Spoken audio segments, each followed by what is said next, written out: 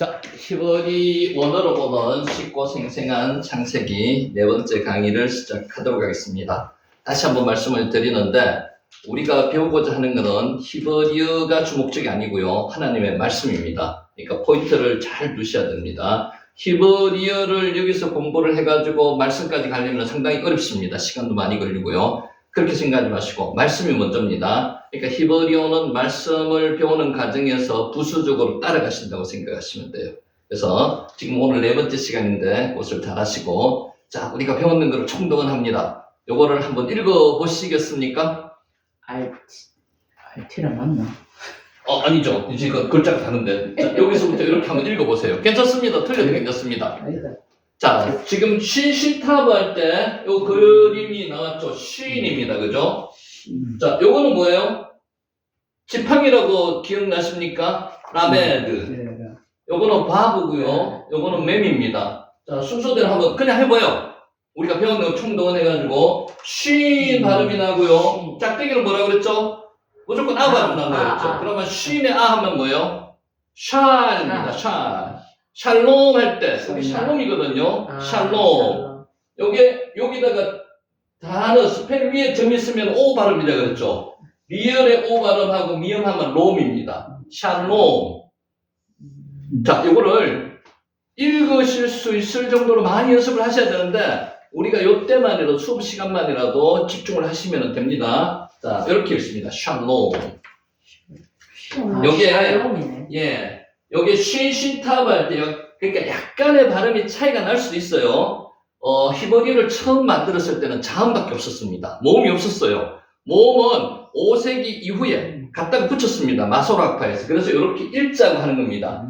요걸 없애고 샬롬이라도 이거 상관없습니다. 그러니까 약간의 차이가 있더라도 그거는 괜찮다는 거죠. 자, 요거 없애고 아 발음이니까 시옷의 아 발음이니까 샬롬 이렇게 읽으셔도 됩니다. 샬롬. 자, 아시겠죠? 이렇게 본인이 스스로가 글자를 가려놓고 한번 읽어보세요. 여기 연습입니다. 그래도 3번 강의를 하고 4번째 이해하실 정도만 되면은 상당히 괜찮습니다. 그래서 아까 제가 말씀드렸죠. 히브리어 읽는 거나 문법에 주의점을 두지 마시고 하나님 말씀에 주의점을 두시는 거예요. 자, 요건 한번 읽어보세요. 이거는 눈에 익숙한 거잖아요. 여기 시험 문제 1번 답이라고 말씀드렸죠. 알티라. 저기서부터 있죠. 알티라. 너는, T가 너는 이라는 뜻이거든요. 그러니까 명령문은 누구한테 명령하는 거예요? 당신께 명령하는 거예요. 너는 두려워하지 말라. 알티라. 그러니까 두려워하면요, 공부를 하기가 어렵습니다. 두려워하면은 뭔가 내게 아닌 것 같아요. 두려워하지 마시기 바랍니다. 알티라. 너는 두려워하지 말라. 이사야 41장 10절, 43장 1절 말씀입니다.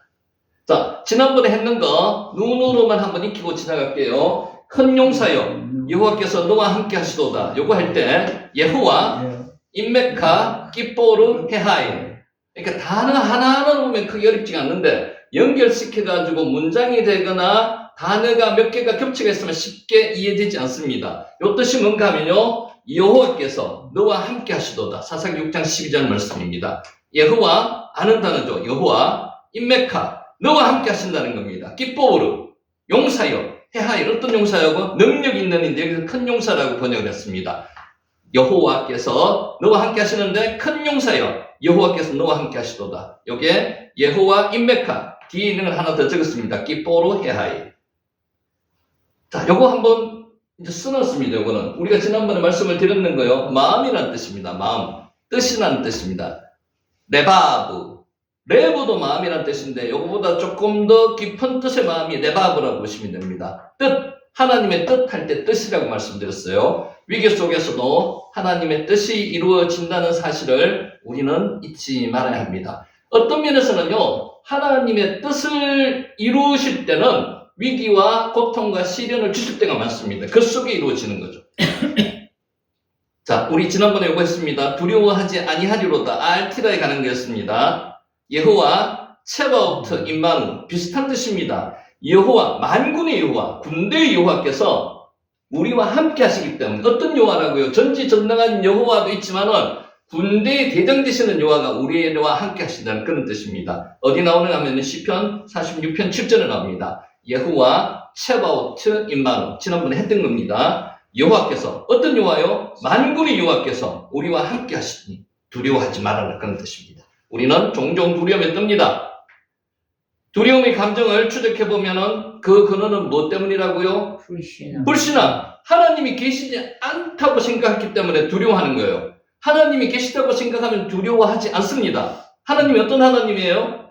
천지를 만드신 하나님이 우리 아버지세요.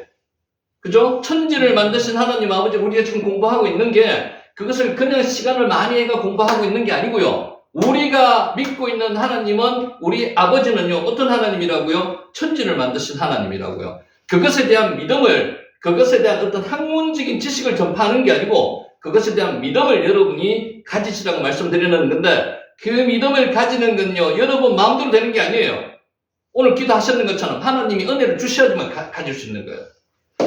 두려움은 믿음으로 하나님을 바라볼 때 물러가게 되어 있습니다. 맞죠? 하나님을 믿으면 두려움은 물러가게 되어 있습니다. 빛이 비추면 어둠은 물러가듯이 똑같습니다.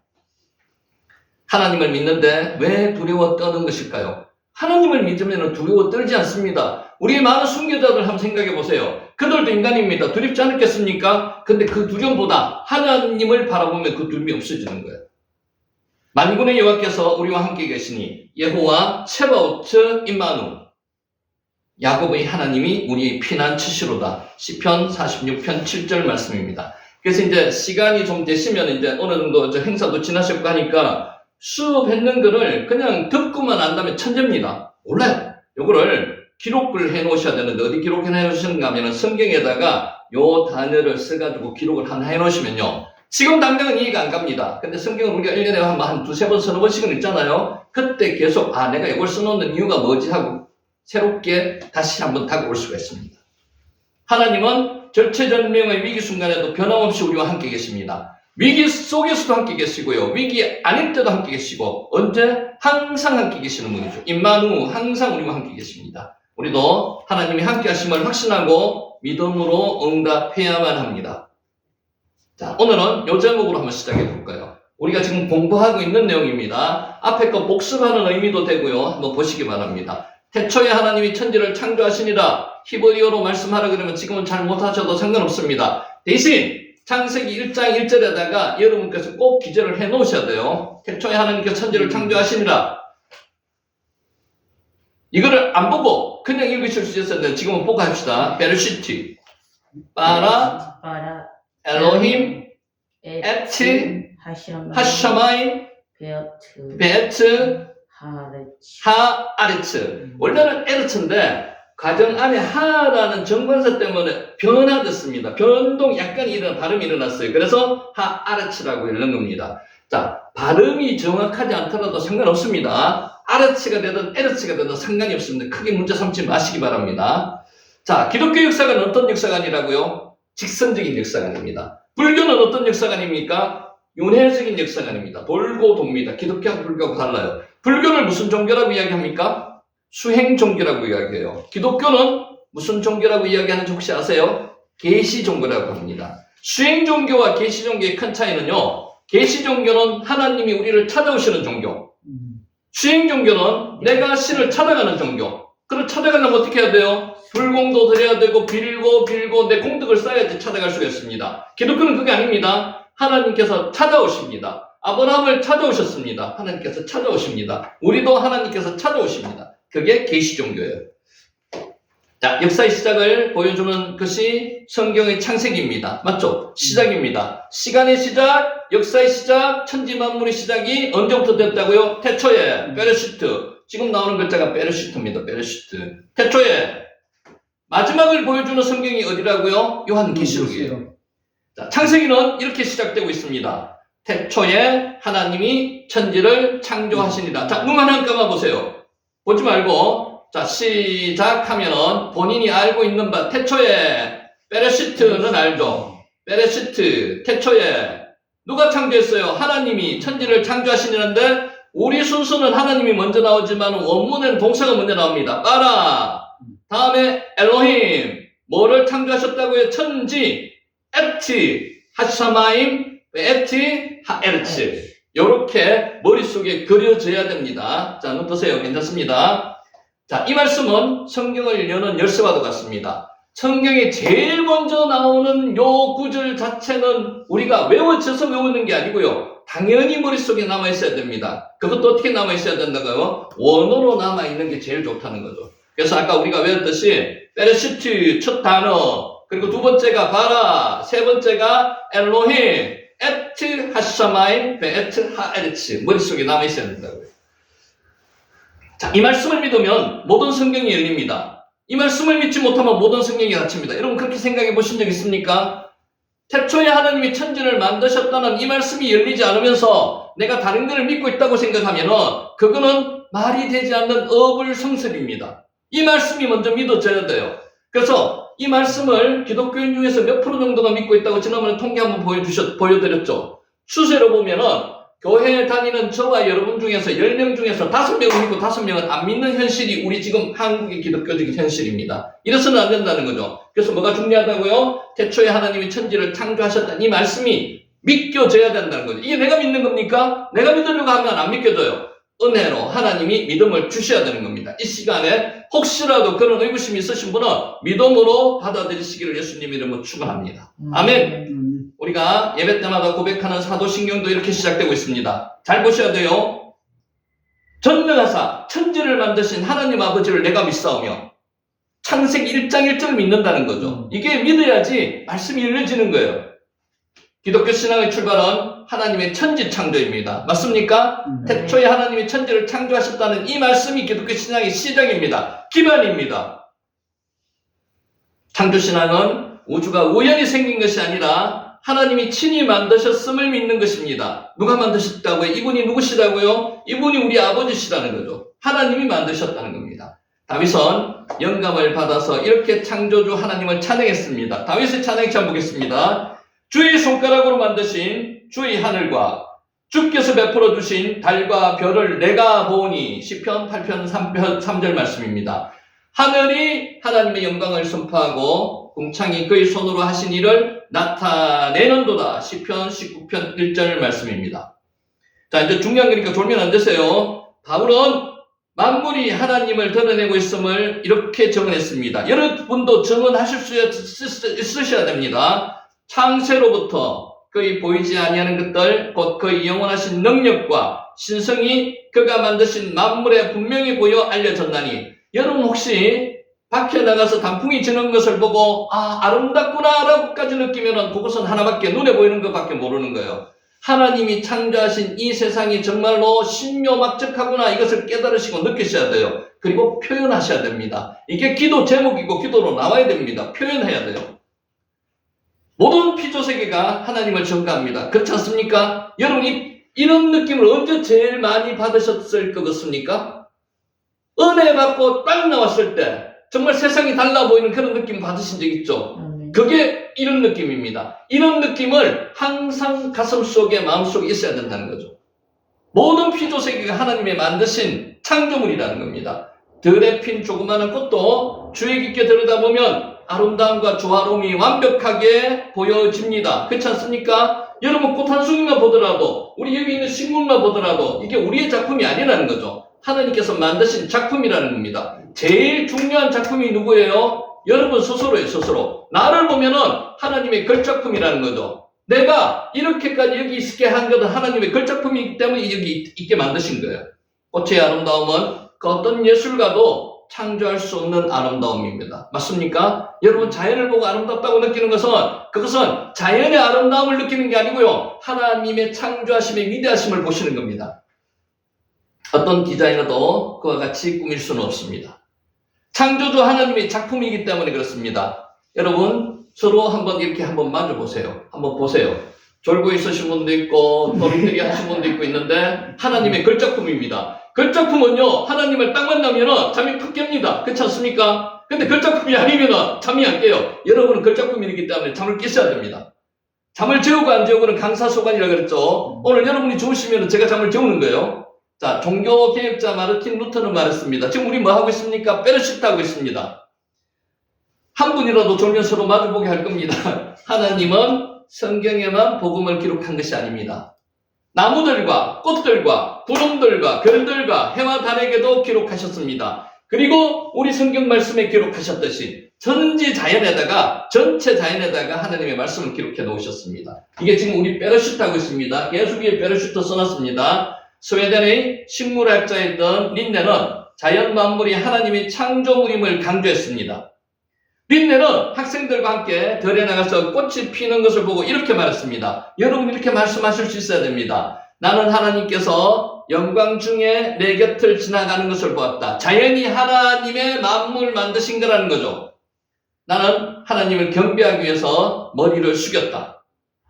그런데 하나님의 창조를 인정하지 않는 사람들도 많습니다. 지금 현실이 그렇습니다. 교회에 나오더라도 하나님의 창조를 인정하지 않는 분들이 많습니다. 자, 우리 깍지 껴볼까요? 깍지 껴고 이렇게 쭉 위로 한번 올려봅시다. 위로. 자, 쭉 우라차차차차. 자, 좌측으로 갑니다. 좌라차차차차. 우측으로는 우라차차차차. 밑으로 갈 때는 뭐라 그럴까요? 아라차차차차. 뒤로 넘깁니다. 쭉 넘깁니다. 자, 잠 좀 깨시고, 자, 내립니다. 이게 하나님께서 만드신 창조물, 걸작품들만 이걸 하고 살 수 있습니다. 여러분, 동물들이 이거 못해요. 근데 하나님의 창조를 인정하지 않는 사람들도 많습니다. 영국의 시인 셸리는 알프스 산에 올라가서 하나님의 신성과 능력에 압도당했습니다. 마음속에서 하나님을 향한 경외심이 솟구쳐 올랐습니다. 여러분, 우리 앞산만 가더라도 뒷산만 가더라도 지금 올라가 보세요. 하나님이 만드신 천지가 얼마나 아름다운지, 하나님의 그 솜씨가 얼마나 대단하신지 느낄 수 있습니다. 하지만 그는 그런 마음을 억누르고 방명록에다가 뭐라고 썼는가 하면요, 무신론자 셀리라고 적었습니다.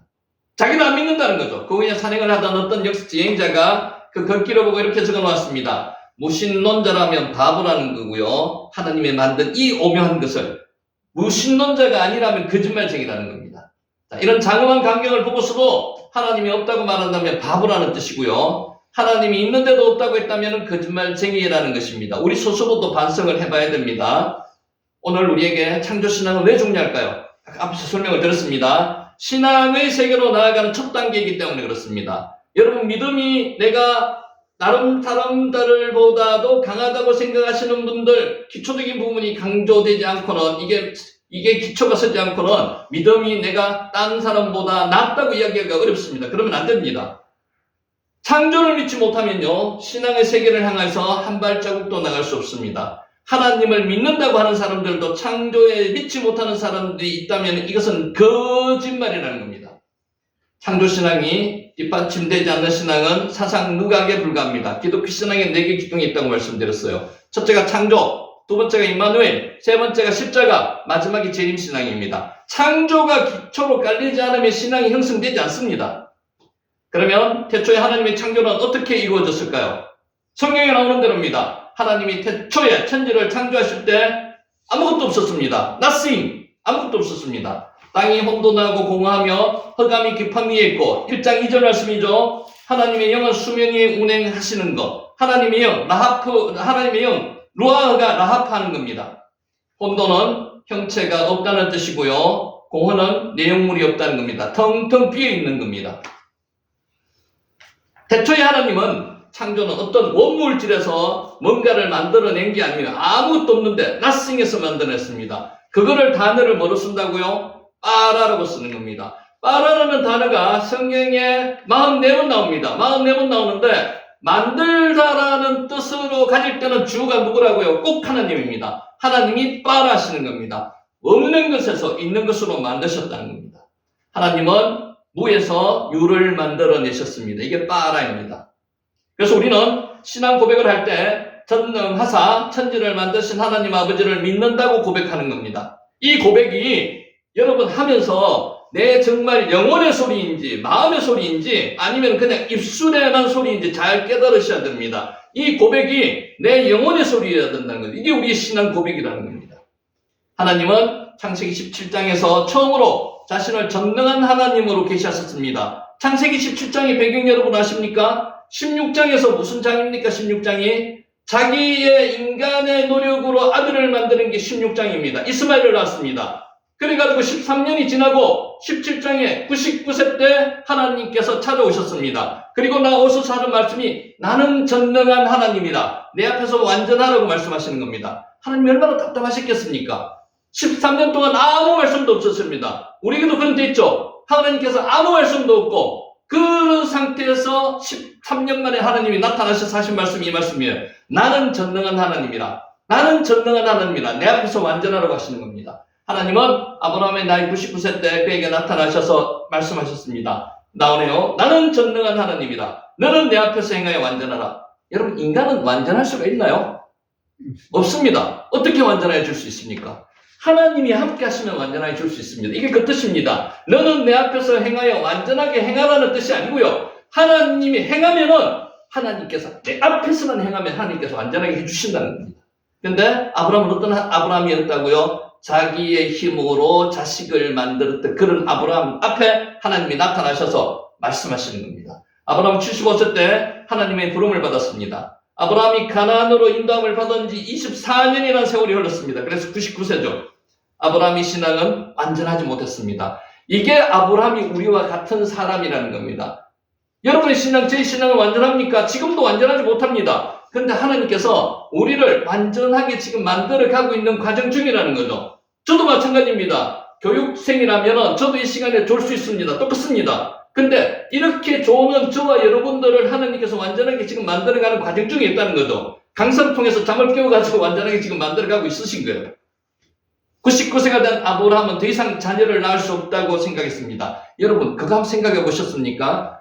원어로 사라가 뭐라고 표현했는가 하면 성녀라고 표현했습니다. 성녀가 뭡니까? 아기를 못 낳는 여자예요. 아카르, 성녀예요. 그냥 아기가 안 생기는 게 아니고요. 아기를 낳지 못하는 몸에 결함이 있어서 아기를 못 낳는 여자, 그걸 성녀라고 이야기합니다. 아카르, 성녀입니다. 그 성녀를 89세 때, 아브라함 99세 때 하나님께서 나타나셔서 이때까지 계속 말씀을 하셨지만 내년에 아들을 낳을 것이라고 말씀하시는 거예요. 그러면서 이름을 바꿔주시는 거죠. 아브라함, 사라로 바꿔주시는 거죠. 그때 해가 들어간다고 얘기했죠. 생명이 들어가가지고 이름을 바꿔주시고 그 이후에 1년 만에 아기를 낳게 해주셨다는 겁니다. 이게 무슨 뜻입니까? 하나님께서 아기를 만들어 주셨다는 겁니다. 인간으로 아기를 낳는 게 아니, 아브라함과 사라가 낳는 게 아니라는 뜻입니다.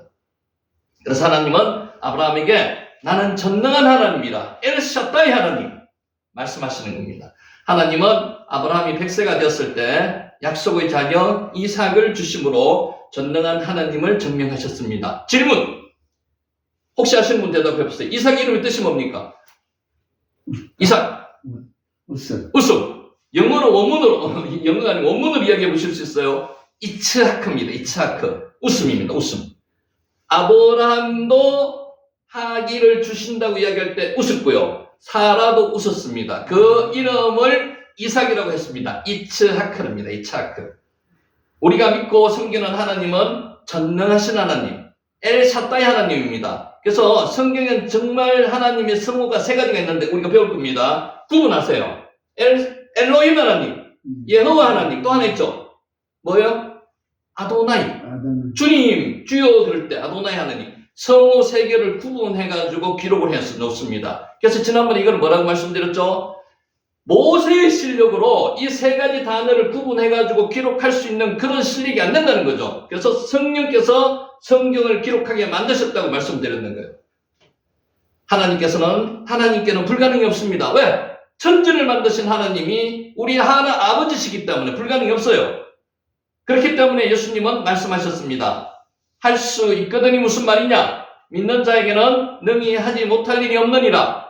이게 믿지 않는 사람들이 보면은 이게 이런 말이 있을 수가 없는 거죠. 하나님은 알면은 이게 가능하다니까요. 전지전능한 하나님이라는 걸 알면은 우리는 전능하신 하나님을 믿고 불가능에 도전해야 됩니다. 여러분 지금 어렵고 힘든 일 있으시죠? 사람의 힘으로는 도저히 해결할 수 없는 일 같은 일이 있을 수 있으시죠? 근데 하나님 앞에 기도하면요. 하나님께서 다 듣고 계시는 거예요. 다 알고 계시는 거예요. 샤마하고 알고 계시고요. 그러면 이제 지금 뭐가 남았습니까? 하나님의 뜻이라면은 아싸 역사하시는 것만 남아있다는 거죠. 그것을 믿고 오늘 하나님을 의지하는 저와 여러분이 되시기를 바라고요. 오늘 강의를 시작하겠습니다. 아멘. 이게 지금 베르시트에 대해서 이야기를 했는 겁니다. 자, 이제 우리가 노래 한번 불러보겠습니다. 노래 부를 때는 잠이 좀 깰 겁니다.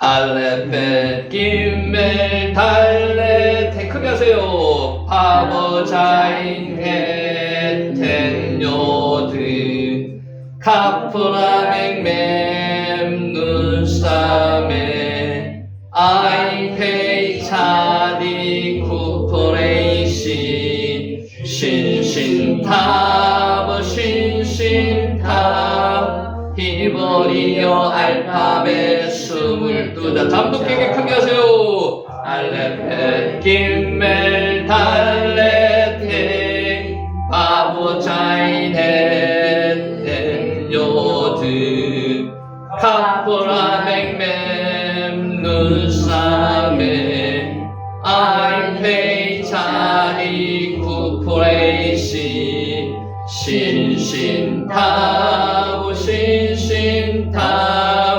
히버리어 알파벳 22자 아까 우리 처음에 만든 글자 기억하실 수 있죠? 샬롬 샬롬에 나올 때 시인이 나오죠 그죠? 그래서 시업 발음이고요 밑에가 아가 돼 있죠 샬롬 이렇게 읽는 겁니다. 그래서 이제 글자를 프린트해 드린 것만으로도 그렇게 읽을 수 있는 게 몇 개 있거든요. 한번 보시면서 그 글자가 어떻게 되었는지 어떻게 그렇게 읽혀지는지 한번 보시기 바라고요. 그것을 하나 더 추가로 해야 될까? 모음인데 아주 쉽습니다. 그러니까 복잡한 거 약간의 예외가 있는 게 있습니다. 그거 외에는 거의 요 안에 7, 80%는 다 들어간다고 보시면 돼요. 짝대기는 뭐라고요? 아라고 읽자. 점이 2개 이상은 에라고 읽자. 점이 1개 있는 거는 이라고 읽자. 그리고 점이 여기 적혀 있어. 바보에 요가 우라고 읽자. 아, 예, 이, 오, 우. 요거 뭐 정도만 알고 갖다 붙이면은 모음에 어느 정도가 해결이 됩니다. 그러니까 히브리어에 읽을 수 있는 게 7, 80%는 읽을 수 있고요. 그 외에는 약간의 예외가 적용되기 때문에 그것만 주의하시면 되는데요. 그래서 이제 지금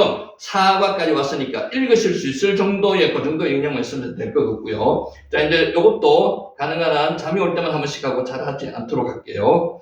자, 이제 우리가 지금 하는 순서 한번 볼게요. 글자가 작아서 잘 안 보일 수도 있는데 창세기 1장 2절에 땅이 혼돈하고의 혼돈이 토우입니다. 빨간 거예요. 요게 보우라는 거거든요. 보우, 공허하다는 겁니다. emptiness. 그리고 요게 라하프입니다. 라하프가 뭐냐면은 하나님의 영이 호세크입니다. 호세크. 요게 태움이고요. 요게 태움이 기품 위에 태움이 있고요. 흑암이 있고 라하프입니다. 하나님의 영이 운행하신다는 거죠. 자, 요거를 기록해 놨고요.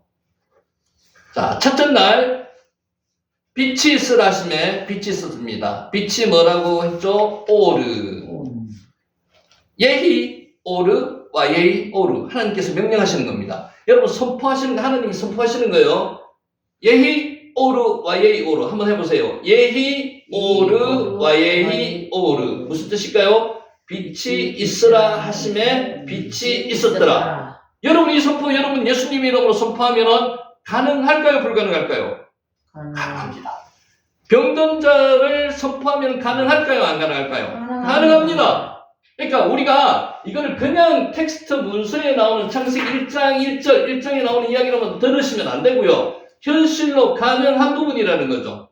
예수님이 누구세요? 엘로힘 하나님 중에 성자 하나님이잖아요. 그죠? 이 하나님이 빛이 있으라 하심에 빛이 있었더라. 그 하나님이 신약에 오셔가지고 내 자리를 들고 걸어가라고 했는 그 하나님이에요. 믿습니까? 따로 떨어져가 보시면 안 돼요. 그래서 이것을 믿는다면은 예수님의 이름으로 병든 자에게 병이 나라고 선포하면 병이 나을까요? 안 나을까요? 낫습니다. 그것을 우리가 지금 우리도 선포할 수 있다니까요. 그것을 깨달는 겁니다. 그러니까 신약에 있는 예수님, 구약에 선포하시는 예수님, 다른 예수님이 하나님이 아니에요. 두 분이 같은 하나님이라는 거예요. 그것을 분리해가지고 깨달으시면 안 돼요. 자, 두 번째 날에 뭘 만드셨다고요? 라키아. 라키아가 궁창입니다. 옛날 사람들은 궁창을 어떤 개념으로 받아들였는가 하면요. 철판 같은 거를 넓게 편 것을 궁창이라고 생각했습니다. 거기에 뭐가 붙어 있다고 생각했는가 하면은 해, 달, 별이 거기 붙어 있다고 생각했어요. 그래서 궁창 위의 물, 궁창 아래의 물을 구분하셨다 그랬죠. 궁창 위의 물이 언제 쏟아졌습니까? 노아 홍수 때 쏟아졌는 거죠. 셋째 날에 에레츠. 아까 우리는 하아라츠라고 읽었습니다. 발음이 약간 변화되는 거예요. 원래는 에르츠라고 보시면 맞습니다. 에르츠. 에르츠가 땅이고요. 야함이 바다입니다. 그리고 마오르. 자, 순서를 보세요. 여기에다가 지금 집어 들어가는 겁니다. 마오르가 뭐라고요? 발광체들. 해, 달, 별. 오르가 빛이라 그랬죠. 오르 앞에 요거 도구전치사입니다. 마가 붙었습니다. 그래서 마오르 발광체들입니다. 오프, 셉니다. 그리고 쉐르츠 네페시하야. 여러분 재밌습니다. 쉐르츠 네페시하야. 바다에 있는 생물들을 만들 때 하나님께서 무슨 동사를 쓰셨을까요? 바라라는 동사를 썼습니다. 창조하다는 동사를 썼습니다. 그건 이제 앞으로 설명될 겁니다. 구분해가 쓰셨다는 거죠. 그러니까 창조라는 거는요, 없는 것을 새로 만드는 것을 바라, 창조라고 하는 거예요. 있는 것을 가지고 만드는 것은 아싸, 야차르, 빠나라는 단어를 썼습니다. 그것까지 구분하셨다니까요. 그것을 염두에 두시고 보세요. 자, 마지막 날에 사람을 만드셨습니다. 아담. 근데 사람을 세레추 네페시하야와 구분한다고 말씀드렸죠. 사람도 네페시하야입니다. 생물입니다. 근데 사람은 어떤 사람이냐면요, 생기가 불어넣어진 사람. 성경에는 뭐라고 기록되어 있냐면 생물이라고 기록되어 있습니다. 그러니까 우리 한글로는 생물이지만 실제로 걔도 네페시하야입니다. 어떤 네페시하야? 니시마트 하임. 생기가 불어넣어준 네페시하야가 사람이고요. 세레츠 네페시하야는 바다에 움직이는 생물. 이게 세레츠 네페시하야입니다. 약간의 그런 단어는 제가 중요하기 때문에 말씀드리고 실제로 들어가서 다시 말씀을 드리겠습니다. 자, 우리 요거 단어 한번 보세요. 자, 이제 요거 읽으실 줄 알겠죠? 한번 읽어보세요. 우리가 계속 했던 단어. 베레시트. 그러니까 그냥 감으로 하지 마시고 이제 보세요. 비읍자는 그죠? 베레시트 나오죠, 그죠? 요거 정도만 되시더라도 이제 다른 거 하나, 두 개씩은 읽으실 수 있는 거예요. 천천히 하시면 돼요. 빨리 하자고 그러지 말고요. 태초에, 자, 요거는 뭐라고요? 로시. 그 안에 들어가 있는 베레시트 안에 들어가 있는 겁니다. 안에 들어가 있는 머리 근원이라는 뜻입니다. 머리 근원. 자, 이제 태초에라는 걸 지금 하다가 말하는 거, 이제 나머지 남았는 거 할게요. 약간 신학적인 부분이 들어가 있는 거지만은 신학 공부를 하시는 분들이니까 요거 정도는 기억을 하셔야 됩니다. 통상적으로 어떤 사건이 일어난 시점을 나타내기 위해서는 뭘 나타냅니까? 모년, 모월, 모시라고 기록을 합니다. 무렵에라고 라는 표현도 씁니다. 무슨 사건이 일어났을 때는 항상 우리가 이런 걸 씁니다. 왜냐하면 이미 시간이 흐르기 시작한 이후에 발생한 모든 사건의 때는 일정한 단위의 시간으로 객관화된 표현이 있어야 된다는 거죠. 태초에 그 이후로는 어떤 사건이 일어나더라도 모년, 모월, 모시, 몇 년, 몇 월, 며칠이라는 기록이 들어갈 수밖에 없습니다. 시간이 흐르고 났으니까. 그죠? 자, 앞서 설명했듯이 존재하는 모든 만물이 초월적인 인격자 하나님의 의지에 의해서 어떻게 해요? 무로부터 유로 성광적으로 뜻을 표현했죠. 아시죠? 갑자기 번쩍하는 순간에 생겨났다는 겁니다. 성광적으로 생겨난 한 번의 사건입니다. 두 번의 사건이 아니에요. 그러니까 태초에는 한 번밖에 없는 사건입니다. 이 태초에를 경험하신 분은 사람은 없습니다. 인간이 창조되기 전이기 때문에 하나님 한 분밖에 안 계세요. 단회적인 사건인 천지창조의 사건은 그 안에 천하 만물의 창조뿐만 아니라 만물의 존재 양식인 시간과 공간의 창조도 포함되어 있습니다. 그래서 우리는 시간의 창조라는 것은 깜빡하고 있었는데 이번 기회를 통해서 베레시트는 만물의 창조만이 아니라 시간도 같이 창조되었다는 거예요. 그 이전 그리고 그와 동시에 다른 사건은 전혀 있을 수 없습니다. 천지창조는 그 자체만이 모든 창조 만물의 존재는 물론 천하 만물의 존재 양식인 시간과 공간의 유일한 기원입니다. 시작점입니다. 출발점입니다. 언제가요? 베레시트가요. 그래서 영혼이 있습니다. 영혼이 엔아르케죠. 요한복음 1장 1절에 나오는 영혼 엔아르케. 그 다음에 쭉 올라오다가 베레시트 태초에가 있는 겁니다. 그리고 쭉 흘러가는 겁니다. 그러면은 마지막이 언제라고요? 요한계시록에 나오는 마지막 날, 그때가 접해가지고 기독교는 무슨 사관이라고 그랬죠? 직선사관입니다. 직선사관. 쭉 연결되어 그랬죠. 시간이 이미 저 혼자 따로 흐르고 있던 중에 일어난 여러 사건의 하나가 아닙니다. 시간 자체의 창조까지를 포함한 것입니다. 태초에가 시간이 출발과 동시에 발생한 창조 사건의 시점 표기는 일반 다른 사건과 다릅니다. 그래서 그게 뭐라고요? 태초에 베레시트. 지난번에 전도사님이 그 질문하셨던 그 내용은요, 전치사랑 명사를 분리시켰는 겁니다. 그러니까 그거를 그거는 절대 될 수 없고요. 시점은 일반 사건들의 시점을 표기하는 통상적인 방법과는 완전히 다릅니다. 시간 자체의 시작, 그게 뭐라고요? 태초에 베레시트. 여한 다른 단위나 어떤 사건과의 전후관계로도 전혀 표기할 수 없는 겁니다. 태초에는 단회적인 사건입니다. 한 번밖에 없습니다. 이 성경은 천지창조의 시점을 표기하면서 단순 명료하게 태초에, 이렇게 태초에라고 표기한 어떤 문헌이 없습니다. 성경밖에 없습니다. 태초에. 다른 성경은 어떻게, 다른 서라들은 어떻게 해요? 옛날 옛적에 이렇게 표기를 할 수밖에 없다는 거죠. 그러니까 시간이 흐르던 중에 창조가 일어났다. 그게 창조서랍니다. 다른 데 나오는. 근데 성경은 안 그렇죠. 태초에 영원으로 지속되는 게 태초에 그 천지 창조 시점, 그 역사에 시작할 때, 시간이 시작할 때 창조되었다는 거죠. 차이가 있습니다. 자, 베레시트는 창세기는 물론 모든 성경의 첫 단어입니다. 베레시트. 지난번에도 말씀드렸듯이 왜 알렙으로 시작 안 하고 베트로 시작했는지 그거에도 한번 생각을 해보셔야 됩니다. 처음인데 알렙으로 시작하는 게 원래는 맞죠, 그죠? 모든 글자의 첫 글자 알렙, 히브리 스페링의 첫 글자가 알렙이잖아요. 근데 베레시트로 시작했습니다. 그게 왜 그런지 한번 생각해 보시고요. 정답은 아니더라도 그 비슷한 답은 제시를 한번 해드릴게요.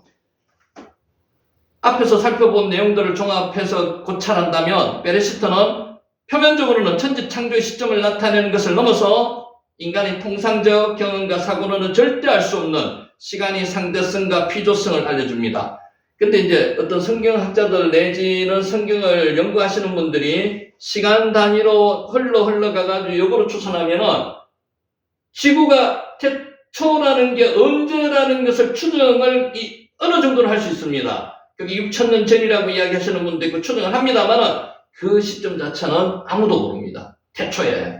그러니까 그 태초에라는 거는 신앙은요, 명확하게 밝혀진 것만 믿을 수 있는 게 신앙이 아닙니다. 밝혀지지 않은 것을 믿는 게, 그게 보이지 않는 것을 믿는 게 그게 신앙이라는 거죠. 그게 신앙의 신비라는 거예요.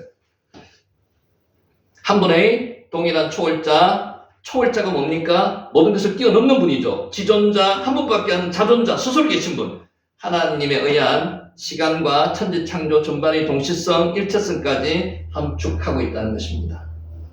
자, 모든 성경의 첫 단어 베레시트. 외형적으로는 짧은 한마디에 불과합니다만은 여기에 담긴 신학적인 의미는 무궁무진합니다.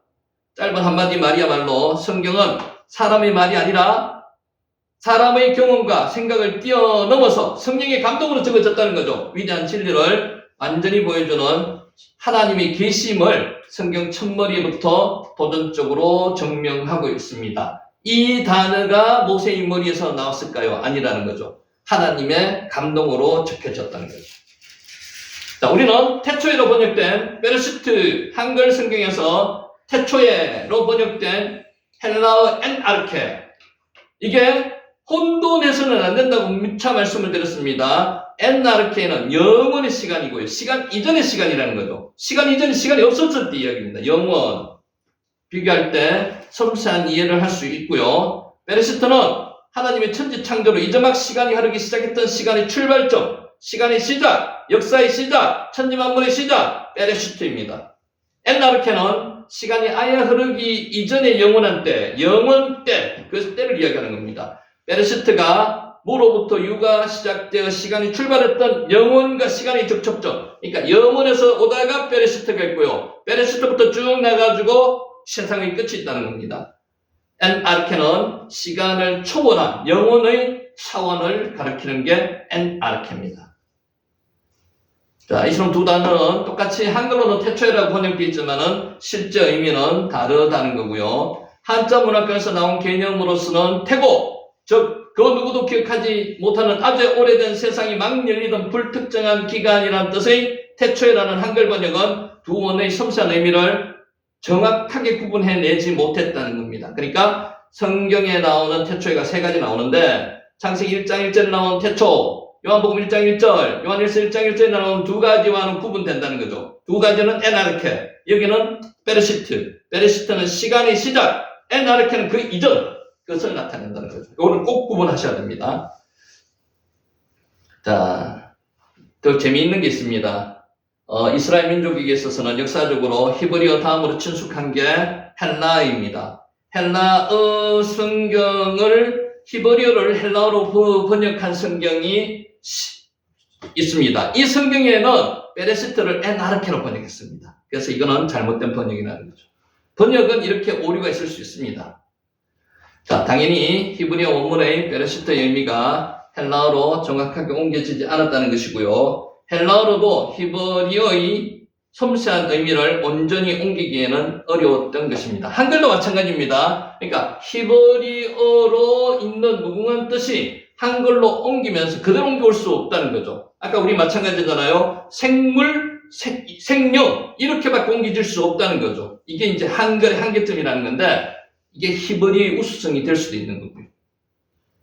자, 그러므로 우리는 이 성경의 첫 단어부터 진정한 성경 연구를 위해서 구약은 히브리어, 신약은 헬라어로 그 원어만으로서 본문을 연구해야 될 필요성을 갖습니다. 그래서 이제 여러분에게 부탁을 드리는 거죠. 여러분이 성경 주해를 할 때 만약에 설교할 기회가 있다면 영어로 어떻게 기록됐다 이런 말씀은 안 하셔야 된다는 거죠. 영어도 사본입니다. 그래서 히브리 원문에는 이렇게 돼 있고 참고로 영어에는 이렇게 돼 있다 이렇게 이야기하시는 게 맞는 거죠. 자, 그림 한번 보세요. 이제 잠을 깨시고 그림을 보세요. 베레시트, in the beginning. 태초에 하나님이 천지를 창조하시니라. 반복되는 거예요. 한번 보세요. 베레시트, 태초입니다. 베레시트는 환경과 장소를 뜻하는 이게 안, 영어로 말하면 in이죠. in, 전체사. 처음, 최선, 권위를 뜻하는 레시트. 전도사님이 가져온 그 레시트, 명사 분리된 레시트, 요 두 개가 합쳐진 게 레시트입니다. 처음, 안, 시초, 안 이런 뜻입니다. 베레시트, 바라, 엘로힘, 태초에 하나님이 천지를 창조하시니라. In the beginning, God created. 자, 베이트라고 하기도 하고요, 베트라고 하기도 합니다. 두 번째 단어입니다. 두 번째 스펠이죠. 알렙이 첫 번째고요. 창세기 시작이 히브리어 알렙 첫 글자인 알렙으로 시작하지 않고요. 두 번째 알파벳인 베이트로 시작한 이유가 무엇일까요? 정답이라고 생각하지 마시고요. 여기 나오는 건 신학적으로 이런 의견이 있다고 전달시켜 드리는 게 많으니까 여러분 참고로 받아들이시기 바랍니다. 베레시트. 성경이 히브리어 첫 글자 알파벳인 알렙으로 시작하지 않고요. 두 번째 알파벳인 베이트로 시작하는 이유는 인간은 창조 이전의 상태에 대해서 추측만 할 뿐 과학적인 사실로 증명할 수 없기 때문에 침묵하겠다는 선언이라고 이분의 주장입니다. 배철원 교수라고 신학의 위대한 질문이라는 책 속에서 이렇게 기록해놨습니다. 이게 정답이라고 생각하지 마시고 이런 의견도 있습니다. 베이트로 시작했는 이유 자체가 과학적인 사실로 증명할 수 없기 때문이다 라고 이분은 이야기했습니다. 그래서 신학적인 부분을 정답은 뭐다라고 이야기할 수 있는 건 아무것도 없습니다. 이분은 이렇게 주장하고요, 저분은 저렇게 주장하고, 우리가 잘 알고 있는, 우리가 교리로서 받아들이고 있는 삼위일체가요, 실제로 삼위일체가 신학적으로는 증명하기가 상당히 어렵습니다. 그리고 삼위일체를 우리는 교리로서 받아들이고 있지만은 다른 주장을 하시는 분도 엄청 많습니다. 곧 알아볼 겁니다. 그래서 저기서 소개시켜 드리는 거는 정답을 소개시켜 드리는 게 아니고요, 여러분의 판단을 하실 수 있는 근거를 만들어 드린다고 보시면 됩니다. 베레시트, 태초, 알 수 없는 그때. 그러니까 알 수 없다는 거죠. 이때가 언제라고 정확히 알 수 없다는 거죠. 하나님은 알 수 없는 그때에 세상을 창조하셨습니다. 그러니까 인간의 상식으로는 알 수 없다는 거죠. 그러니까 우리가 하나님께서, 성경이 그렇습니다.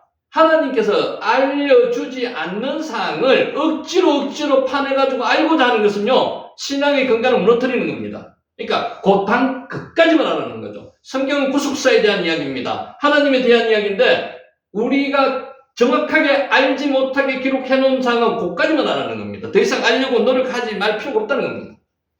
창세기 1장 1절은 하나님이 언제 세상을 창조하셨는지 그 시간을 말하고 있는 것이 아닙니다.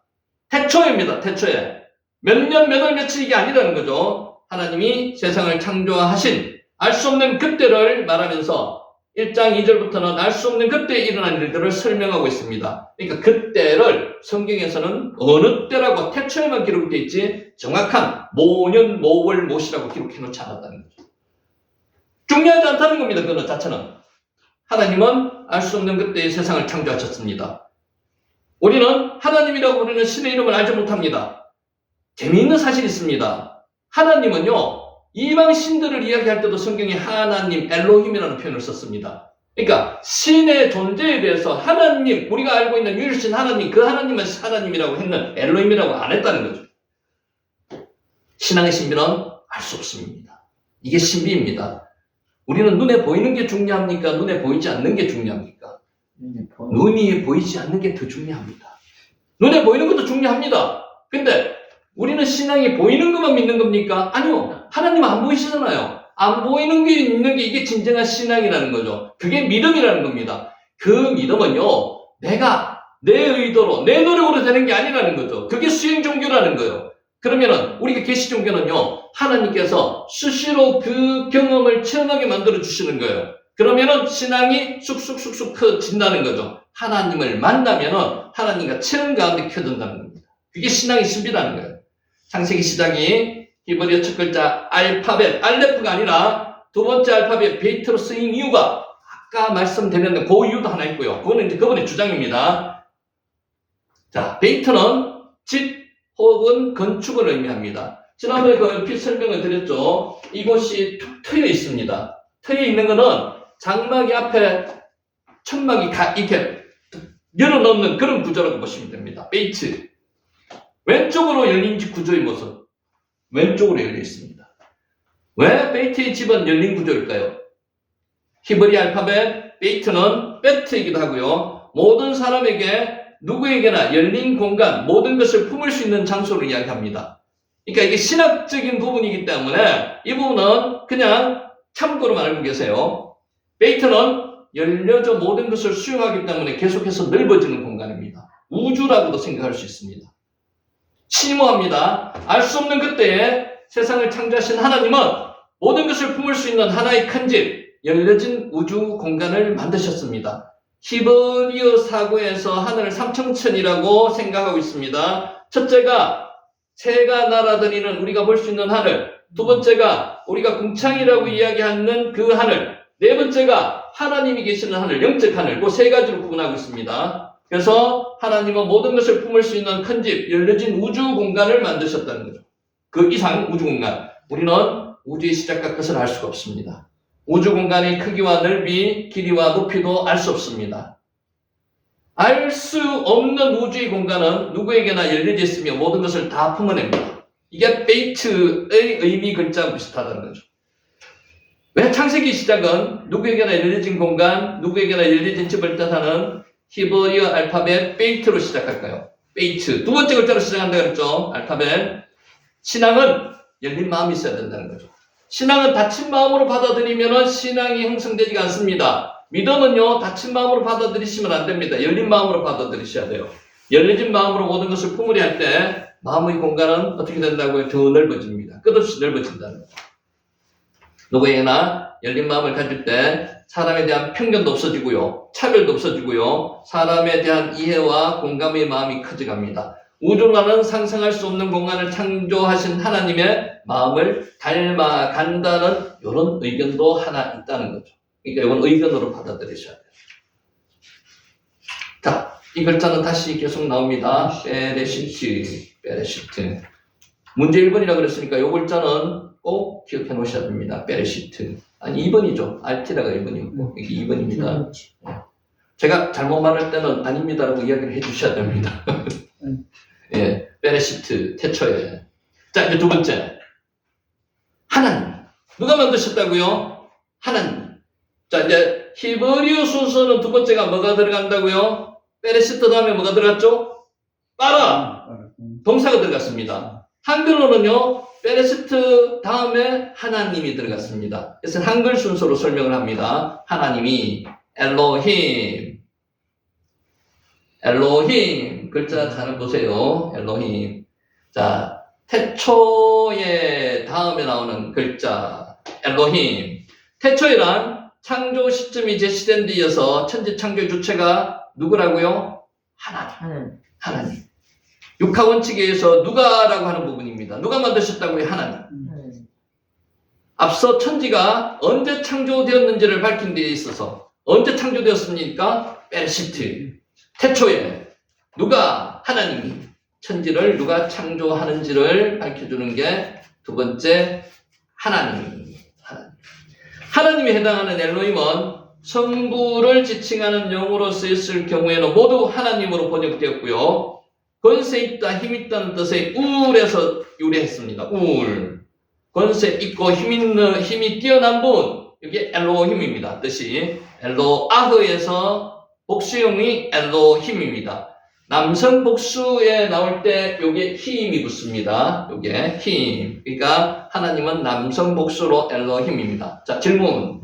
여기서 태초에 하나님이 천지를 창조하시니라. 이 하나님은 복수일까요? 단수일까요?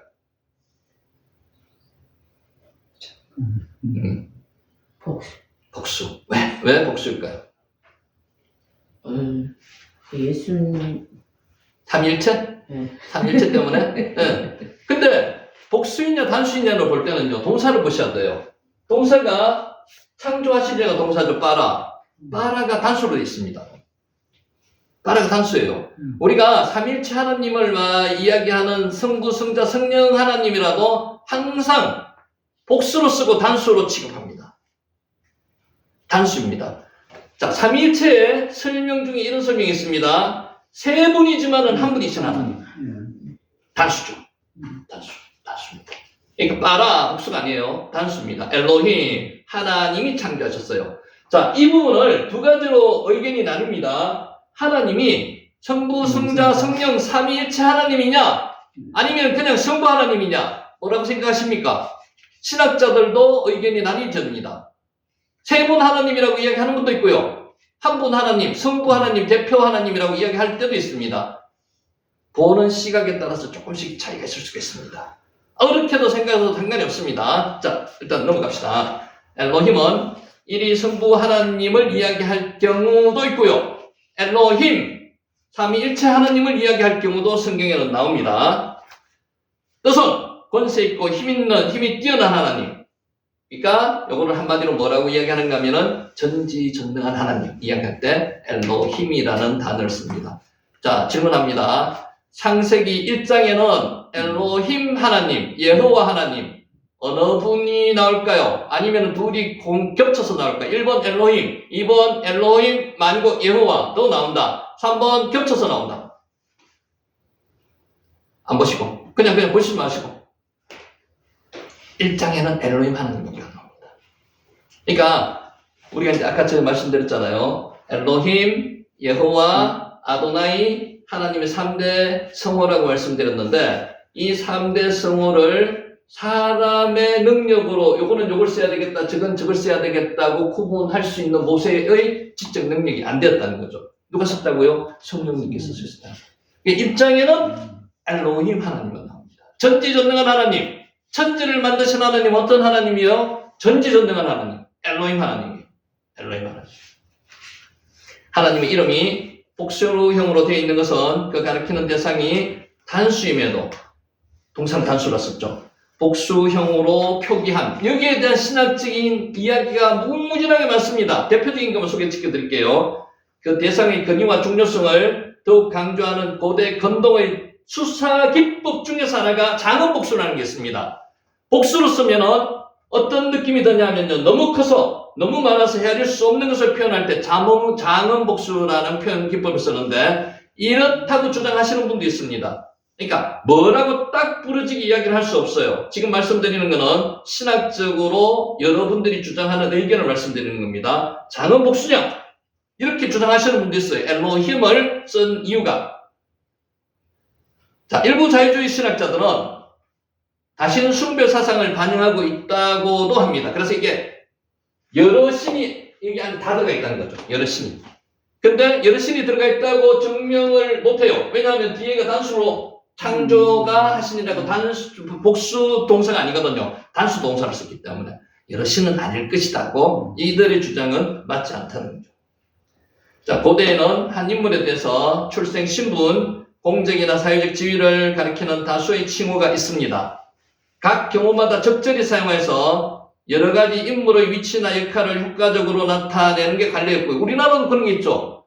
아호도 있고요. 호도 있고요. 여러 가지 많습니다. 어릴 때 붙였는 게 아호라고 그러죠. 호는 커서 붙였는 거고. 그리고 이름이 있습니다. 그래서 경우에 따라서 맞게 사용을 했습니다. 하나님의 호칭도 그랬고요. 여기에 고대에는 그렇게 많이 이야기를 했다는 거죠. 하나님의 경우에도 하나님을 가리키는 고유명사가 우리 앞에서 말씀드렸듯이 세 가지가 있다는 거죠. 예호와, 엘로힘, 아도나이. 3대 기본 성호가 있습니다. 칭호가 있습니다. 구약은 단 한 번의 착오도 없이 요거를 구분해가지고 성경에 기록을 해놨습니다. 인간의 머리로서는 도저히 기본을 구분 못해요. 근데 하나님께서 성령의 역사로 모세를 통해서 기록을 했기 때문에 구분이 돼가지고 한치의 오차도 없이 들어가게 되어 있습니다. 그렇게 기록되어 있습니다. 하나님의 3대 기본 칭호의 예를 든다면요. 하나님의 특별한 능력과 건설을 강조하는 엘로힘, 이걸 뭐라 그랬습니까? 전지전능한 하나님. 이 대표적인 게 어떤 일을 하셨어요? 천지를 창조하신 하나님. 그래서 창세기 1장에는 엘로힘 하나님만 나온다. 엘로힘 하나님. 성경이 몇 번 나오는가 하면 2250회 정도 나온답니다. 근데 이거보다 더 많이 나오는 게요. 여호와 하나님입니다. 스스로 있는 자라는 뜻의 여호와가 더 많이 나옵니다. 5321회 정도 나온답니다. 많이 나오죠. 자, 여호와, 엘로힘, 아도나이와 달리 하나님이 직접 자기 이름으로 계시하는 단 하나의 이름이 여호와라는 겁니다. 그러니까 엘로힘, 아도나이와 달리 여호와는 하나님께서 직접 창세기 3장 14절, 출애굽기 3장 14절에 말씀하셨어요. 지금 설명드릴 겁니다. 우리 하나님에게만 사용된 고유한 이름이 여호와라는 겁니다. 그러니까 아까 엘로힘은 이방 신들에게도 엘로힘이라는 이름을 썼습니다. 그리고 아도나이는 그냥 주, 임금한테도 쓰고요. 주인한테도 주라고 썼습니다. 그래서 하나님께 또 사용할 때도 있습니다.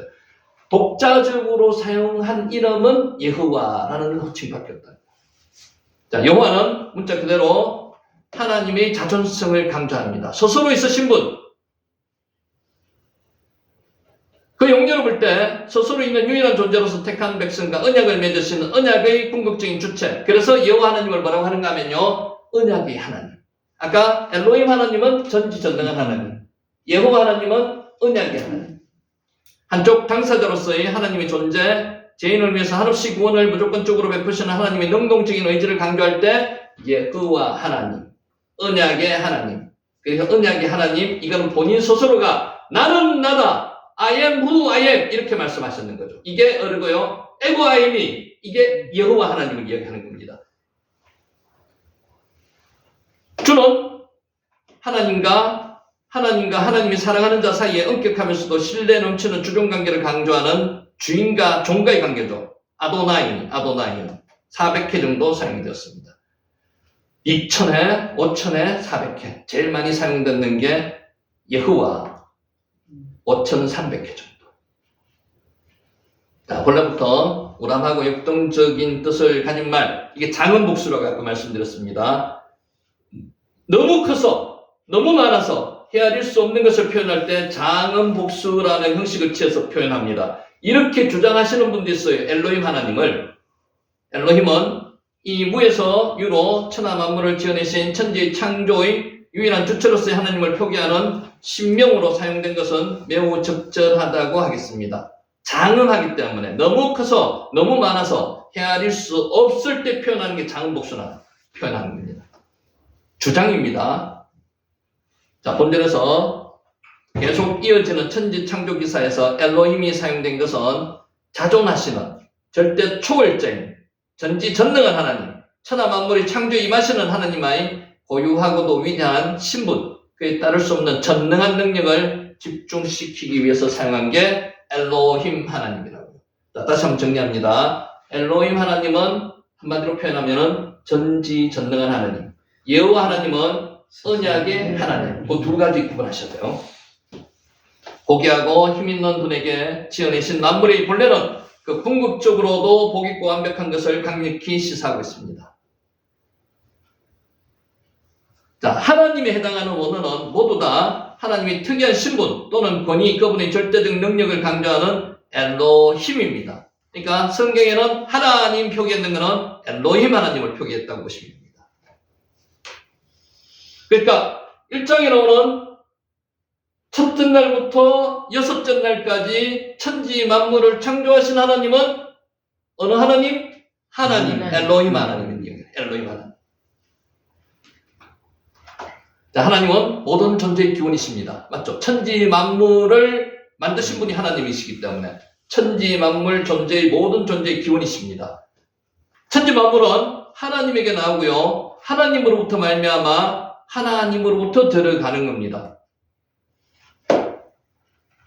우리가 사모하는 영원한 생명을 얻기 위해서도 모든 생명의 원점인 하나님을 찾을 수밖에 없습니다. 그래서 하나님은 우리의 모든 것을 다 기도하면 들어주시는 분이 누구라고요? 하나님이십니다. 나를 만드신 분이고 천지 만물을 만드신 분이기 때문에 하나님이 천지 만물을 만드셨듯이 우리 모든 불가능한 일도 가능케 해주신다는 겁니다. 문장 구조의 반복을 통해서 하나님이 천지 창조 사건의 절대 유일한 주체이심을 나타내고 있습니다. 리드미컬하고도 역동적으로 제시하고 있는 창세기 1장 1절 천지 창조의 기사는 바로 이와 같은 모든 가치 있는 것들의 근원이 하나님이시라는 것을 나타내고 있습니다. 이런 말씀을 들을 때 이 말씀이 믿겨져야만 됩니다. 근데 이 말씀이 그냥 공허에 궁중에 둥 떠가지고 그냥 문수, 텍스트, 글자로만 나타나면 안 된다는 거죠. 이게 누구가 믿겨지게 만들어 주신다는 거죠. 하나님이 내 안에 역사하셔야지만 믿겨지게 만들어 주신다는 거예요.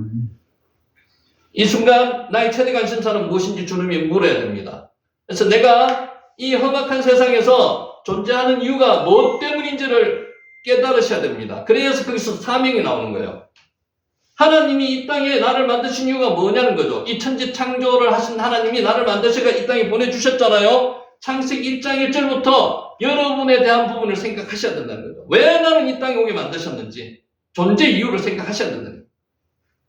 천지 창조 기사가 전체가 오직 하나님만이 온 천지를 모두 다 직접 창조하셨음을 강조하고 있습니다. 전 우주에 대한 하나님의 소유권, 통치권을 증명하고요. 이 소유권과 통치권을 누구한테 주셨는 거예요?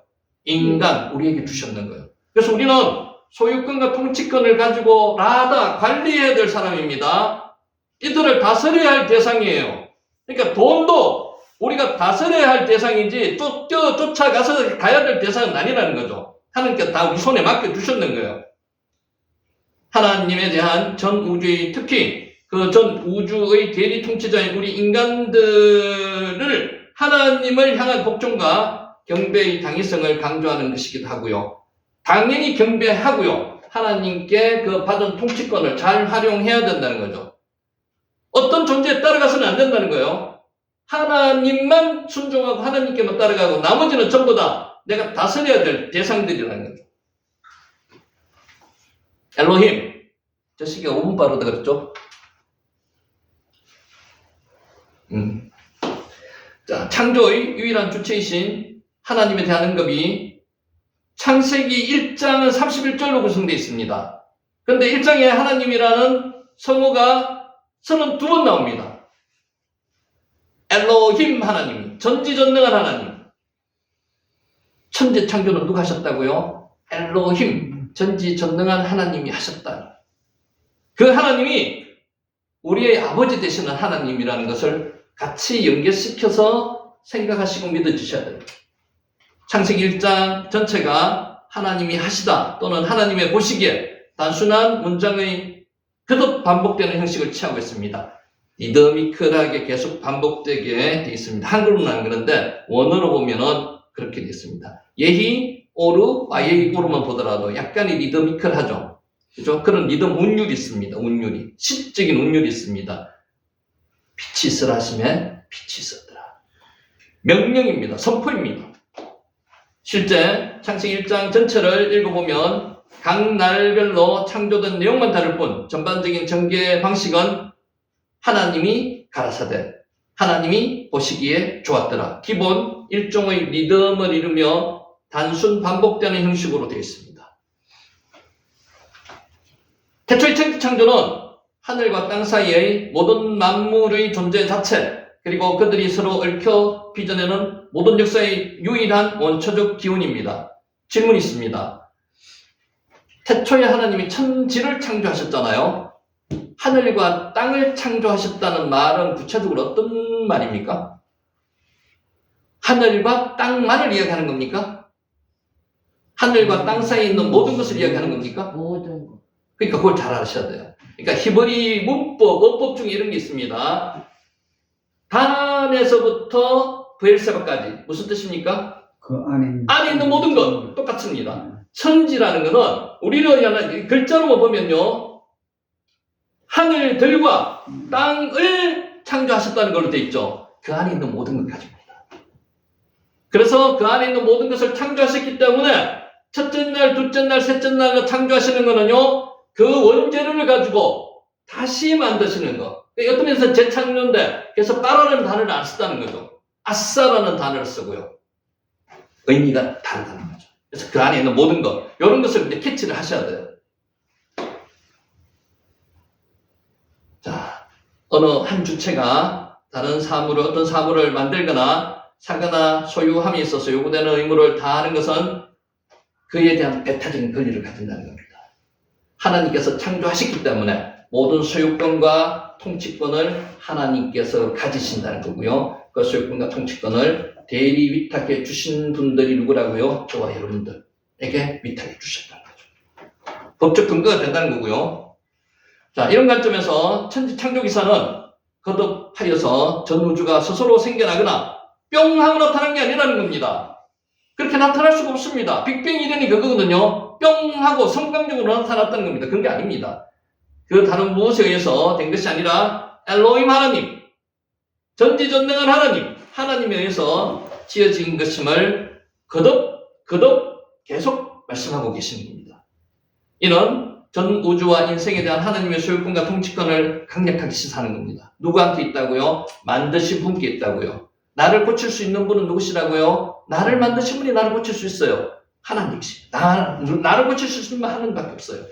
이와 같이 하나님의 소유권, 통치권, 사상은 성경 전체에 거듭 나타나고 있습니다. 창조자로서의 하나님의 신명, 복수형으로 엘로힘, 누가 창조하셨다고요? 엘로힘 하나님이 창조하셨다고요. 우리 하나님 특유의 존재 양식인 삼위일체의 반영이라고 보는 견해도 있습니다. 자, 우리 이제 신학적으로는 우리는 삼위일체라고 교리상으로 받아들입니다. 그게 잘못됐다는 게 아니고요. 근데 약간 문제가 있을 수 있습니다. 이 삼위일체 사상은요, 옛날에 유대인들이 가지고 있는 사상이 아니에요.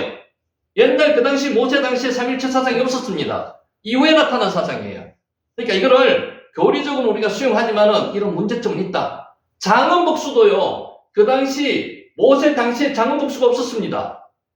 그런데 그것을 지금 현대에서 해석을 할 때 그렇게 해석을 하는 거죠. 그래서 뭐가 정답이라는 것은 확실하게 나타날 수가 없습니다. 아까 신앙은 모르는 것이 밝혀지지 않는 것이 신앙의 신비라듯이 하나님에 대한 것은 우리가 알려고 해도 더 이상 알지 못하는 부분이 엄청나게 많습니다. 이것도 삼위일체도 마찬가지예요. 그래서 우리가 통상 삼위일체에 어떻게 하는가 하면은 위격이 세격으로 나누어졌고 세 분이지만 한 분이신 하나님, 이렇게밖에 받아들일 수 없다는 거죠. 그래서 우리는 신학적으로는, 교리상으로는 삼위일체 하나님으로 받아들입니다. 천지창조 기사 전체를 볼 때 먼저 바로 다음 2절에서 삼위 하나님이신 하나님의 영, 곧 성령에 대한 직접적인 언급이 있습니다. 하나님의 영이 수면 위에 라합하신다고 했죠. 운행하신다고 했죠. 운행이 뭐라고 그랬습니까? 라합가 암탉이 알을 품고 있는 그 모양과 비슷한 게 라합, 운행입니다. 그러면 누가 이때 참여하셨다고요? 성령 하나님께서 참여하셨습니다. 그러면은 2위 하나님은 어떻게 참여하셨을까요? 기록되어 있는 거 혹시 기억하십니까? 요한복음 1장 1절에서 3절 한번 읽어주실래요? 전도사님 한번 읽어주실래요? 요한복음 1장 1절에서 3절. 창세기에는 나타나지 않습니다. 요한복음 1장 1절에서 3절, 3절에 나타나는데 요한복음 1장 한번 읽어주세요. 1장 1절에서 3절 시작. 태초에 말씀이 계십니다. 이 말씀이 하나님과 함께 계셨으니 이 말씀은 곧 하나님이시니라. 그가 태초에 하나님과 함께 계셨고 만물이 그로 말미암아 지은 바 되었으니 아멘. 것이 하나도 그가 없이는 된 것이 없느니라. 아멘. 나타나죠. 그러니까 삼위 하나님께서 다 천지 창조에 참여하셨습니다. 라하포 도신 하나님은 성령 하나님, 그리고 창세기 요한복음 1장 3절에 나오신 분 하나님도 본인이 참여하셨다고 성자 예수님도 말씀하셨고, 당연히 성부 하나님도 참여하셨고요. 그러니까 삼위 하나님이 다 참여하셨다는 거죠.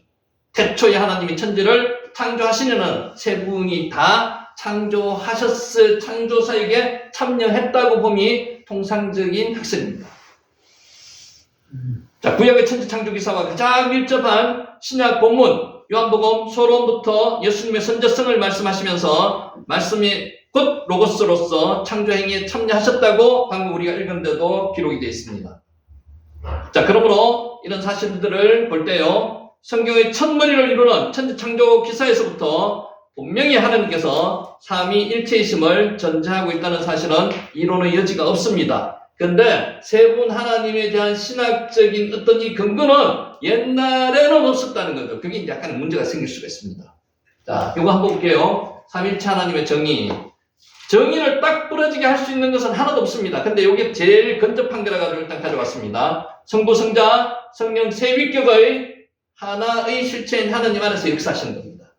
성부, 성자, 성령 세 위격의 하나님이 하나의 하나님 안에서 역사하시는 것. 이게 삼위일체라고 하는 겁니다. 자, 한 분이지만 세 분이시다. 그래서 이렇게 표현합니다. 그래서 단수를 쓰는 거죠. 한 분이시면 세 분이시고요. 세 분이시지만 한 분이십니다. 그래서 엘로힘은 단수로 씁니다. 삼위일체 하나님이 중요한 이유가 있습니다. 하나님만이 유일한 신이기 때문에 그렇습니다. 유일신. 하나님밖에 안 계신다는 거죠. 두 번째가 하나님 한 분만으로 다 해결된다는 겁니다. 다른 거 필요 없습니다. 하나님이 나와 함께 하시는 게 인생 최대의 복입니다. 하나님이 나와 함께 하심으로써 모든 것이 내가 원하는 모든 것을 다 구할 수 있습니다. 그게 하나님 한 분만으로 다 해결된다는 거죠. 그래서 삼위일체 하나님이 중요하다는 겁니다. 이거 한번 읽어보세요.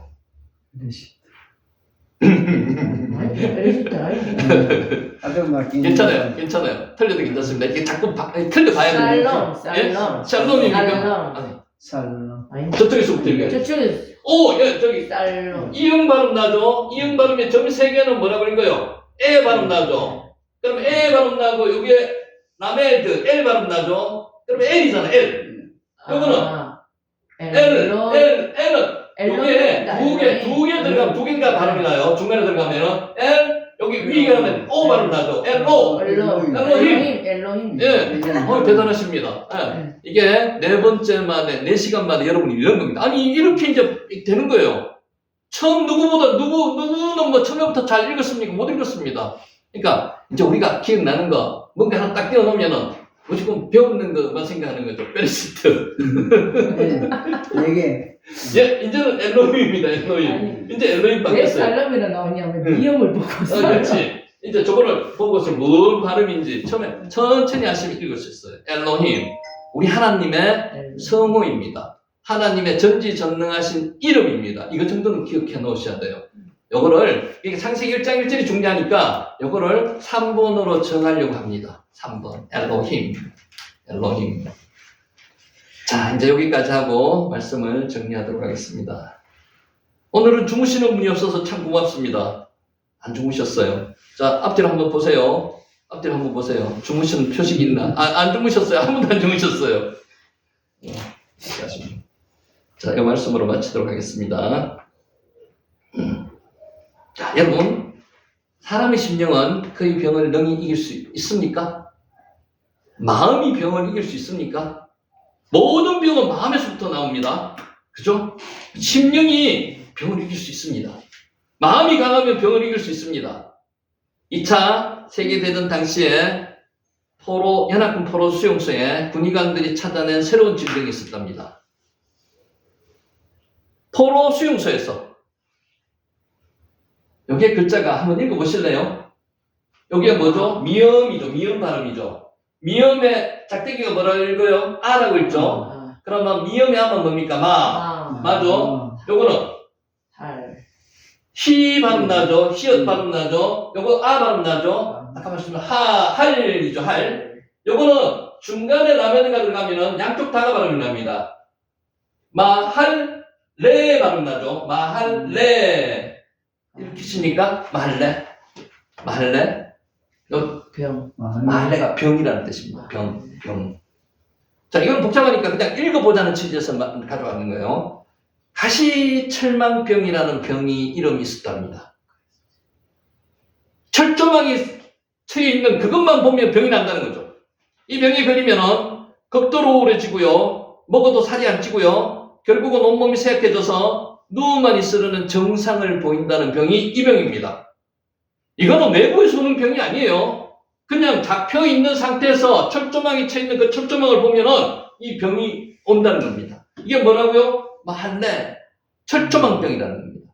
당시에는 이 병의 원인을 알 수 없었고요. 치료 방법도 몰랐습니다. 철망 속에 갇혀 있을 때 오는 병이라고 해서 뭐라고 이름을 붙였는가 하면요. 가시철망병이라고 거기 안에서 자기들 이름을 붙였습니다. 가시철망병. 이 병이 이름이 좀 희귀하죠. 같은 수용소에 갇혀 있으면서도 어떤 사람은 이 병에 걸려서 고생하는 반면에 어떤 사람은 이 병에 걸리지 않았습니다. 가시철망병. 우리가 네 사람이 여기 있더라도 이렇게 같이 있으면서 이 병이 걸리는 사람도 있고 안 걸리는 사람도 있다는 거죠. 이후에 밝혀진 바에 의하면 하루 종일 가시철망을 바라보면서 한숨을 쉬고 탄식하던 사람들은 이 병에 걸렸습니다. 우약고 경상도 말로 웃잡고 하면 이 병에 걸린다는 겁니다. 그러나 철망 너머로 펼쳐진 푸른 하늘도 보고요. 고향도 보고요. 단풍도 보고 이러면 이 병에 안 걸린다는 겁니다. 내일을 꿈꾸는 사람들은 안 걸린다는 겁니다. 기도하는 사람들은 이 병에 안 걸린다는 겁니다. 철망 밑에 피어난 작은 꽃을 보고도 기뻐했던 사람들은 이 병에 걸리지 않습니다. 사람은 다 나름대로 마음이 가지각색입니다. 이 병이 걸릴 수 있는 사람도 있고 안 걸릴 수 있는 사람도 있습니다. 희망을 보면 안 걸린다는 거죠. 하느님을 바라보면 안 걸린다는 겁니다. 그러니까 하늘을 바라봐야 됩니다. 이처럼 사람은 마음의 상태에 따라서 병이 들기도 하고 극복하기도 한다는 겁니다. 뭐만 바라본 사람들입니까? 불편한 그런 가시 철망만 바라본 사람은 이 병에 걸린다는 겁니다. 부정적인 사람은 이런 병에 걸린다는 겁니다. 성경은 마음의 중요성에 대해서 이렇게 말씀하고 있습니다. 우리 앞에서 레바브 했죠. 레버 기억나십니까? 마음. 사람의 심령은 그의 병을 능히 이길 수 있으려니와 심령이 상하면 누가 그것을 일으키겠느냐? 잠언 18장 14절 말씀입니다. 병을 능히 이기는 사람은 건강한 마음 또는 강한 정신력이 있다고 이야기합니다. 정신력이 있으면 병을 이길 수 있습니다. 강한 마음이 있으면 병을 이길 수 있습니다. 역으로 말하면요. 하나님께 의지하면 이 병을 이길 수 있습니다. 하나님은 강한 마음을 주시거든요. 마음이 건강하면 사람은 병도 이기고요. 역경도 이겨낼 수가 있습니다. 아멘이십니까? 이겨낼 수 있습니다. 건강에 얼마나 큰 영향을 미치는지 여러 곳에서 강조하고 있습니다. 마음의 상태가 얼마나 큰 영향을 미치는지 성경은 여러 곳에서 말씀하고 있습니다. 평온한 마음은 육신의 생명이나 시기는 뼈를 썩게 하느니라고 잠언 14장 30절에 말씀하셨고요. 마음의 즐거움은 얼굴을 빛나게 하여도 마음의 근심은 심령을 상하게 하느니라. 잠언 15장 13절에도 말씀하고 있습니다. 여러분 그거 아십니까? 점 보신 적 있습니까? 점 보신 적 있어요? 우리 성경 속에서도 점 본 사람 나옵니다. 기억하십니까? 사울왕 신접한 여자를 찾아가가지고 자 그거 해석 잘 하셔야 되는데 어떻게 해석하시는지 그 신접한 여자가요.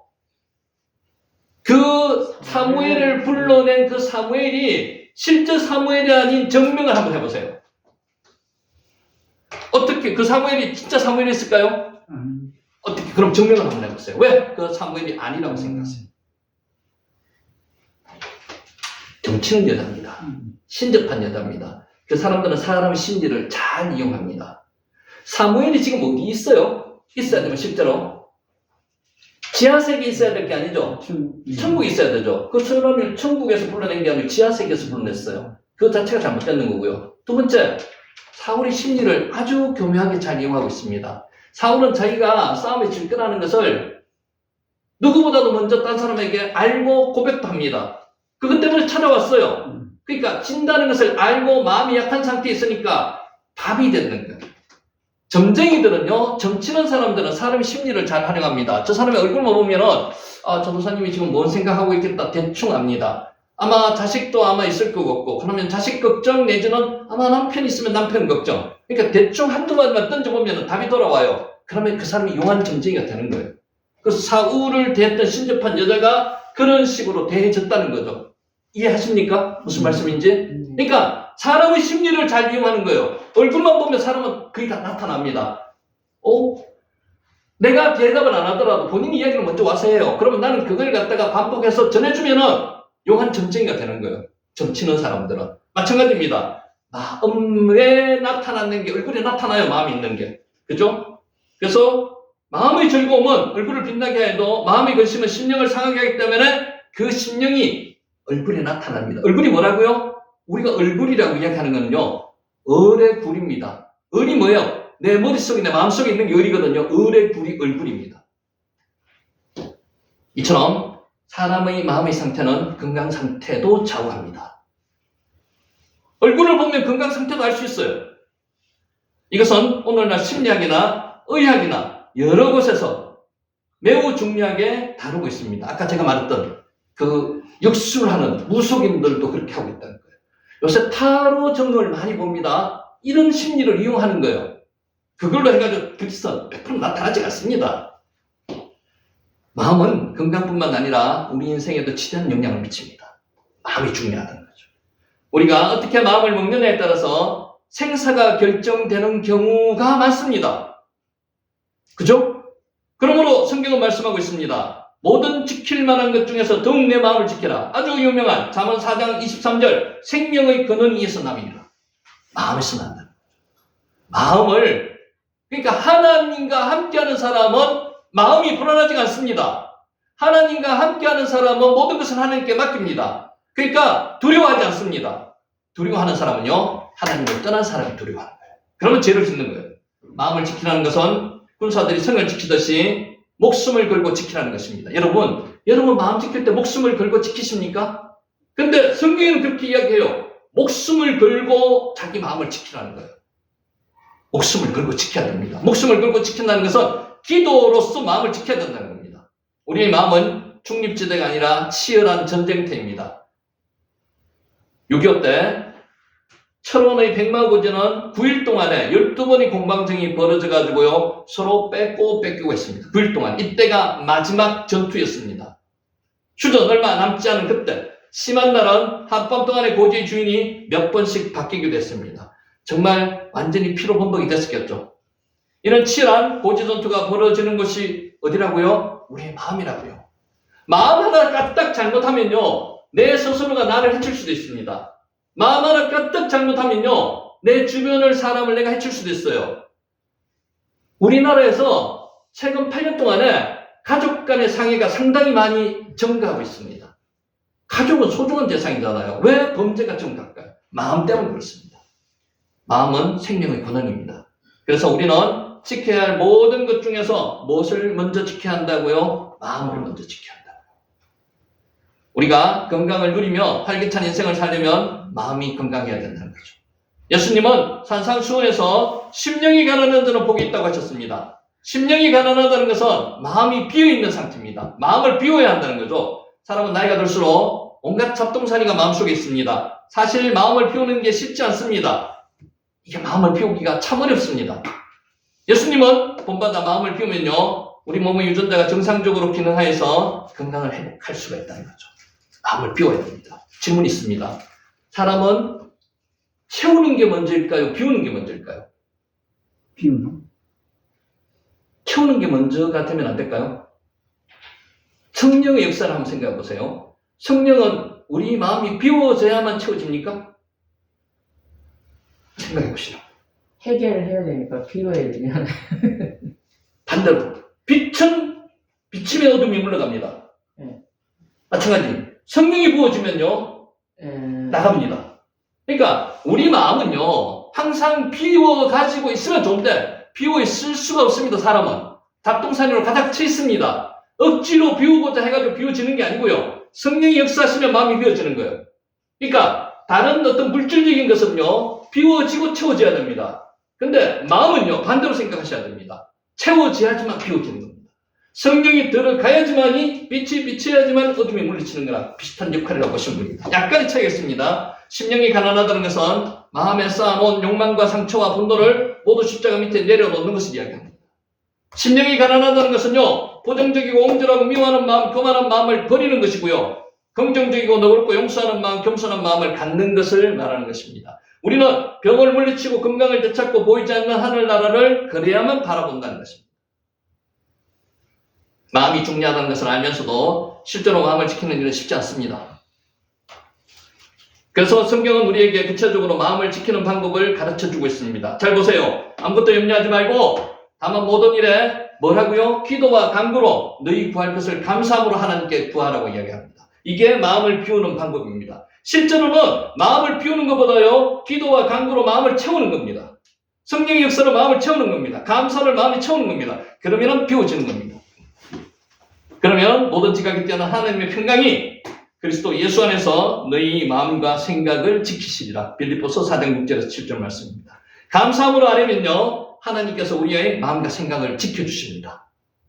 감사함으로 아뢰시기 바랍니다. 무조건 기도하는 것이 아니라요 감사함으로 기도해야 된다는 겁니다. 어려운 문제가 있을 때는 자연히 탄식하며 기도합니다. 물론 탄식해서 기도하시면 됩니다. 기도의 자리에 오는 게 중요합니다. 방법이 중요한 게 아니고요. 기도의 자리에 앉으면은 하나님께서 감사가 넘치게끔 마음을 바꿔주신다는 거죠. 먼저 기도의 자리에 오시면 됩니다. 그러면 우리는 어떻게 감사함으로 기도할 수 있을까요? 이를 긍정적으로 생각해야 됩니다. 성경은 말씀하고 있습니다. 하나님을 사랑하는 자, 곧 그의 뜻대로 부르심을 입은 자들에게는 모든 것이 합력하여 선을 이루느니라. 로마서 8장 28절. 우리는 하나님의 은혜로 모든 것이 합력하여 선을 이루게 될 것임을 믿어야 합니다. 그럴 때 우리는 환난 중에서도 하나님께 감사하고 기도할 수 있고요. 하나님은 우리가 근심과 걱정으로 인해서 병들지 않도록 우리의 마음과 생각을 평강으로 지켜주신다는 것입니다. 우리의 마음과 생각은요, 하나님께서 지켜주시면요, 다른 잡동사니가 들어오지 않습니다. 감사함으로 주님 앞에 기도하는 저와 여러분 되시기를 간절히 바라면서 오늘 강의를 마치도록 하겠습니다. 기도드리겠습니다.